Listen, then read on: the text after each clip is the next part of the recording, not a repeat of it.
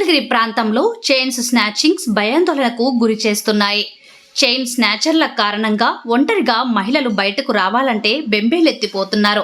మంగళగిరిలో ఇప్పటికే గత 3 రోజుల్లో 2 ప్రాంతాల్లో స్నాచింగ్స్ జరిగాయి. ఉదయం సమయంలో ఇంటి బయట ఒంటరిగా ఉన్న మహిళలే టార్గెట్గా స్నాచింగ్స్ జరుగుతున్నాయి.